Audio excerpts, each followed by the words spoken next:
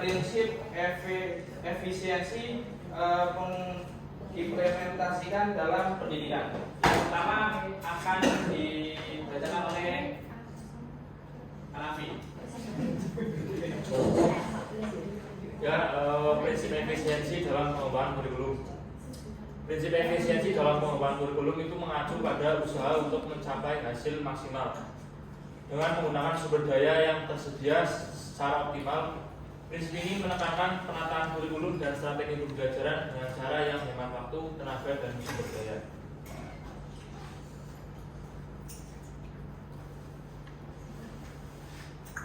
Kemudian, prinsip efisien dalam pembelajaran adalah prinsip yang menekankan bahwa proses pembelajaran harus dilakukan dengan cara yang efisien, yaitu dengan menggunakan waktu, tenaga, dan sumber daya dengan sebaik-baiknya. Dengan demikian, prinsip efisien dalam pembelajaran bertujuan untuk mencapai hasil belajar yang optimal dengan mengoptimalkan penggunaan sumber daya yang tersedia.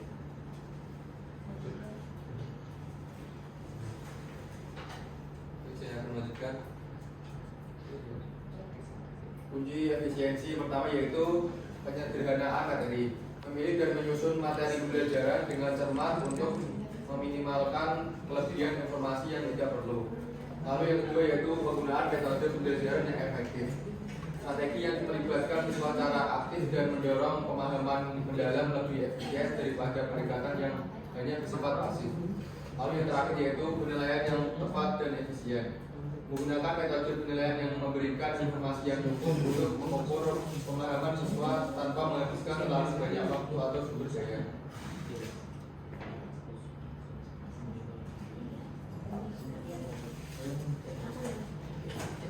Selanjutnya, fungsi efisiensi yang selanjutnya yaitu fleksibilitas dan keterlibatan guru.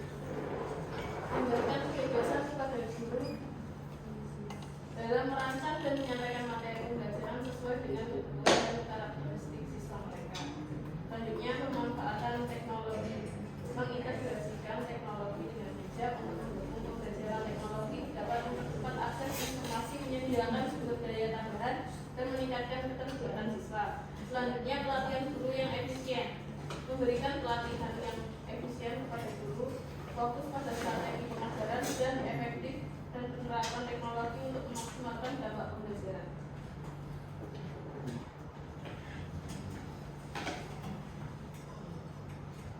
Selanjutnya yaitu implementasi dalam pembelajaran. Yang pertama ada rencana pembelajaran terstruktur. Merencanakan dan menyusun rencana pembelajaran dengan struktur yang jelas dan fokus pada tujuan pembelajaran yang spesifik.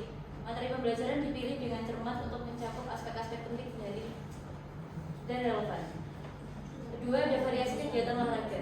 Menyusun variasi kegiatan olahraga yang efisien, memungkinkan siswa terlibat dalam berbagai jenis aktivitas fisik dengan menggunakan sumber daya dan fasilitas yang tersedia di sekolah. Yang ketiga yaitu pemanfaatan fasilitas dengan bijak, yaitu guru mengelola penggunaan fasilitas olahraga secara efisien, memastikan bahwa lapangan, ruang olahraga dan peralatan lainnya dimanfaatkan seoptimal mungkin dalam waktu pembelajaran yang terbatas.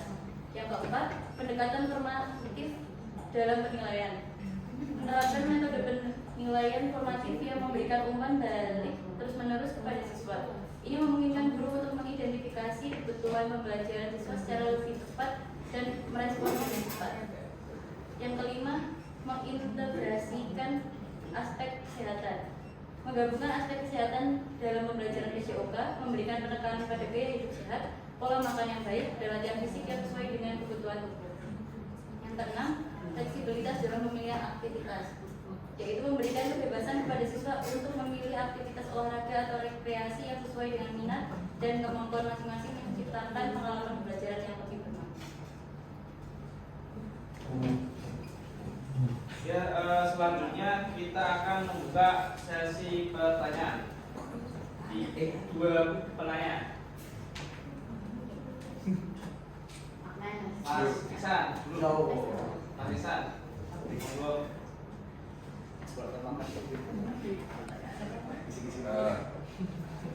Saya mau bertanya, apakah menurut kelompok Anda pengembangan kurikulum sesuai dengan prinsip pengembangan di Indonesia? Oke, selanjutnya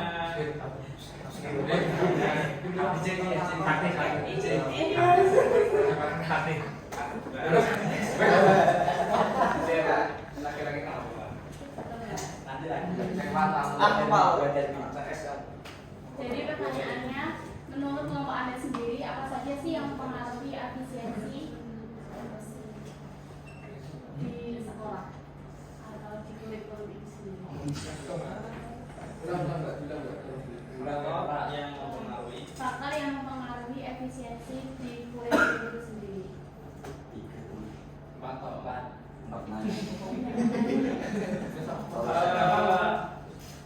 Ini dijawab dulu ya, nanti dibuka lagi. Oke, siap. Oke, pertanyaan pertama.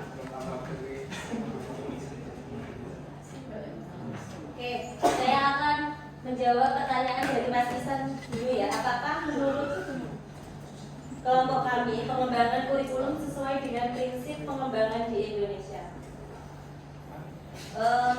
Pengembangan kurikulum di Indonesia itu mengikuti prinsip-prinsip pengembangan yang umum digunakan seperti prinsip inklusivitas, relevansi, dan keberlanjutan. Namun penerapannya mungkin berbeda-beda di setiap sekolahan atau di tempat pendidikan. Pengembangan kurikulum konsisten dengan prinsip-prinsip dipengaruhi oleh banyak faktor ya Mas ya. Tadi yang sama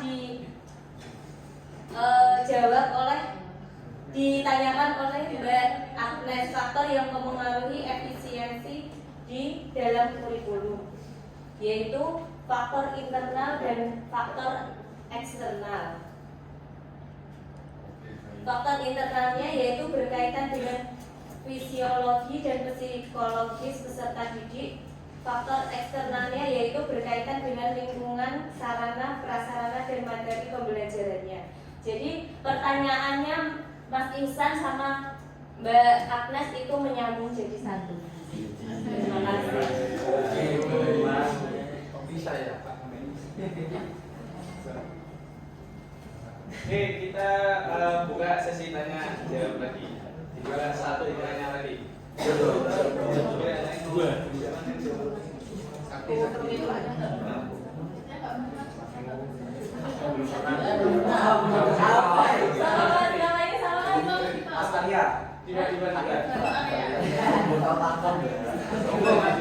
Sebenarnya pertanyaan tapi jawabannya lagi. Makan sama saya di Badan Saputra yang berbentar ya Mbak. Dua ya. Mohon minta Mas Hanafi buat di slide ke teknologi tadi. Ini teknologi kok ya. Oke. Kunci efisiensi pemanfaatan teknologi itu secara ontologi itu dalam suatu proses pembelajaran itu menjadikan efektif dan efisien secara pemanfaatan teknologi. Nah, ini kalau saya bertanyakan secara aksiologi Mas atau bagaimananya ya. Yang pertama, bagaimana teknologi dapat membantu siswa dengan kebutuhan khusus dalam proses pembelajaran dengan teknologi kurikulum ini. Itu bagaimananya?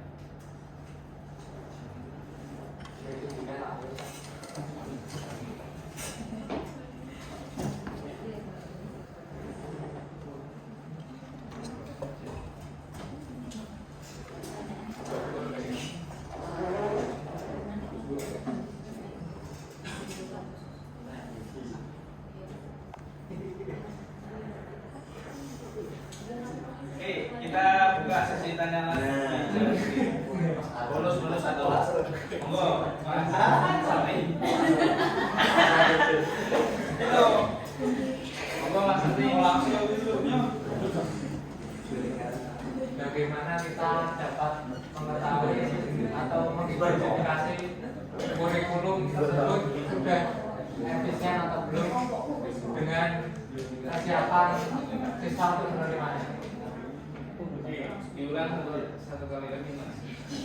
Bagaimana kita dapat mengetahui kurikulum tersebut sudah efisien atau belum yang dihadapkan dengan kesiapan siswa untuk menerima kurikulum tersebut. Oke. Salah. Salam kontrol. Awal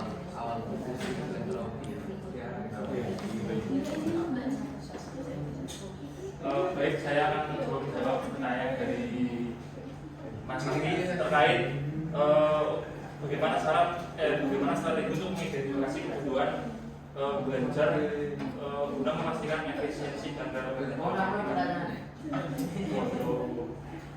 Yang pertama yaitu kita harus menganalisis kebutuhan siswa, di mana dalam analisis ini harus memahami kebutuhan dan minat siswa untuk dalam pembelajaran. Kemudian setelah itu tujuan kurikulum, menganalisis kurikulum yang ada untuk mengidentifikasi kelemahan atau kebutuhan belajar siswa dan menyesuaikan. Kemudian penggunaan teknologi. Dalam penggunaan teknologi ini kita harus memanfaatkan platform atau perangkat lunak untuk mengumpulkan data analisis yang lebih efisien. Kemudian yang terakhir evaluasi hasil belajar. Pada evaluasi hasil belajar kita secara berkala untuk menyesuaikan kurikulum sesuai dengan kebutuhan yang dapat diperoleh. Seperti itu, Mas Andi.